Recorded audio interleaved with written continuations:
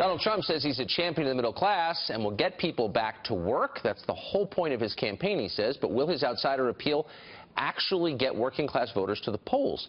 Here to tell us is a man with some perspective on this. He's former strategy director to British Prime Minister David Cameron, and he is the CEO of Crowdpac. He is Steve Hilton, and he joins us now. Steve, it's great to see you this morning. Good to be with you, Tucker. So a lot of people in the Trump campaign and outside of it have drawn a connection between what happened in the Brexit vote in June in the UK and what's happening in the US now, this kind of revolt of ordinary people against what they perceive to be the ruling class.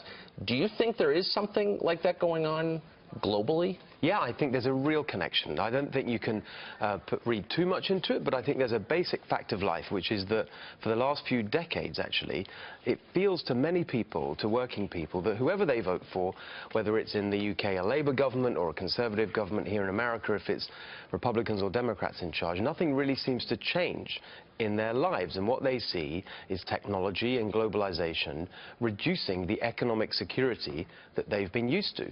And so they're basically saying, we've had enough of it. We really want a change. And that's why I think the underlying message of Brexit really resonated in the UK. Yes. And I think it's the same story here with Trump. Of course, they're different countries and there are nuances, but the underlying resentment about the fact that lives don't seem to be getting better right across the economy, I think is a really significant factor. But not right across the economy. I mean, at least here, in the last 2 years under Obama, 90% of the income gains have gone to the top 1%. So it's not like nobody's benefiting. Some people are benefiting. Right. Yeah, but very Exactly. few. And I think that has been the consequence of changes in the economy that go back decades now. Yes. The way that economic power has been centralized in the hands of fewer and fewer big companies and giant global corporations, and the way that tax rules and regulations have allowed those who are the insiders to really make the most of it for themselves, while startups and entrepreneurs and small businesses really struggle.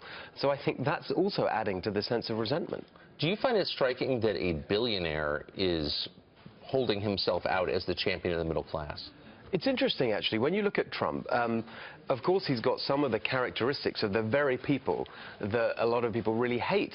But actually, if you think about the business world that he's been in, construction, what that has done, I think, is brought him into contact, direct day-to-day contact with working people in a way that most people with his wealth don't normally get the chance to encounter. So I think it has given him a kind of affinity for the lives of real working people that's coming out in the way he's communicating in this campaign and the way he seems to be able to relate to people. So if you're advising Trump and you were trying to help him make inroads with middle-class voters, what would the message be? What would you recommend? I would say just focus on that economic message. Yes. And actually do more of it, because the fundamental components of his economic plan do represent the kind of change people want to see. And I think that if he makes that clear, if you elect me, we're going to have a change of direction. Working with a Republican Congress, I think that's another really important factor in all this, because remember that when it comes to economic policy, Congress is really important. Of course. And so what you might see if you've got a Republican in the White House and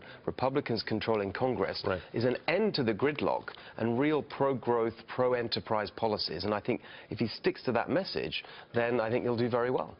No more noise. There you Steve are. Hilton, great to see you this morning. Thank you very much.